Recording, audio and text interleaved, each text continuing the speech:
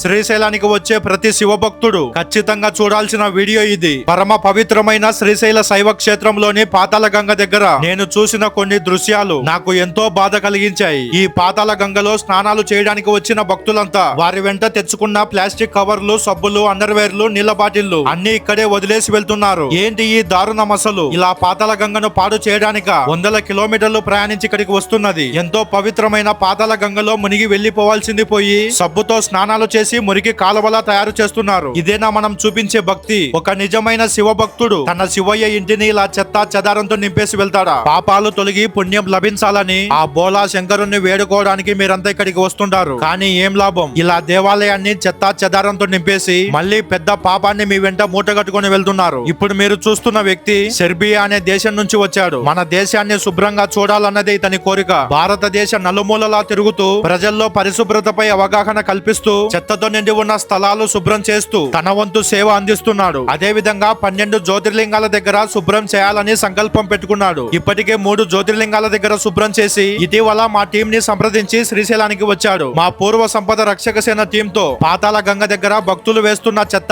చెదారాన్ని శుభ్రం చేశాడు. ఆ తర్వాత మెట్లపై ఉన్న ప్రతి షాప్ దగ్గరికి వెళ్లి డస్ట్బిన్లు ఏర్పాటు చేసుకోండి, భక్తులు మీ దగ్గర ఏమైనా కొంటే వాటిని ఉపయోగించిన తర్వాత మళ్ళీ చెత్త బుట్టలో వేయమని వారికి సూచించండి అని విజ్ఞప్తి చేశాడు. ఒక విదేశీయుడు మన దేశం కోసం ఇంతలా ఆలోచిస్తుంటే మనం మాత్రం ఇది మన దేశం, ఇవి మన పవిత్ర స్థలాలు అని కనీస బాధ్యత లేకుండా ఎక్కడ పడితే అక్కడ చెత్త వేసి మన దేశాన్ని పాడు చేసుకుంటున్నాం. ఇంకా బాధాకరమైన ఆశ్చర్యాన్ని కలిగించే విషయం ఏంటంటే 12 జ్యోతిర్లింగాలలో ఒకటైన ఈ భ్రమరాంబిక సమేత మల్లికార్జున స్వామి ఆలయంలో మేము శుభ్రం చేసే సమయంలో మాకు ఈ మద్యం సీసా కనిపించింది. కట్టుదిట్టమైన భద్రత, నిరంతరం నిఘా ఉండే ఈ మహాపుణ్య క్షేత్రంలోకి వీటిని ఎవరు తీసుకొస్తున్నారు? వీటితో లోపలికి ఎలా రాగలుగుతున్నారు? దయచేసి అధికారులు వెంటనే ఇలాంటి నీచమైన పనులు చేసే మృగాలను గుర్తించి కఠిన చర్యలు తీసుకోవాలని మా పూర్వ సంపద రక్షక సేన టీం కోరుతుంది. అలాగే ఈ పాతాళ గంగ దగ్గర ఒక మైక్ ఏర్పాటు చేసి అందులో ఇక్కడ చెత్తను డస్ట్బిన్లలో మాత్రమే వేయాలి. సబ్బులతో మీ వంటిని శుభ్రం చేయకూడదు. కేవలం ఇక్కడ మునిగి వెళ్లిపోవాలి. మీ బట్టలు ఇక్కడ వదిలి వెళ్ళకూడదు. మీ వెంటే తీసుకొని వెళ్ళాలి అని అనౌన్స్మెంట్ చేయాలి. ఇక్కడ బోర్డులు కూడా ఏర్పాటు చేయాలి. కనీసం అప్పుడే నాకు కొద్దిగా మార్పు వస్తుంది.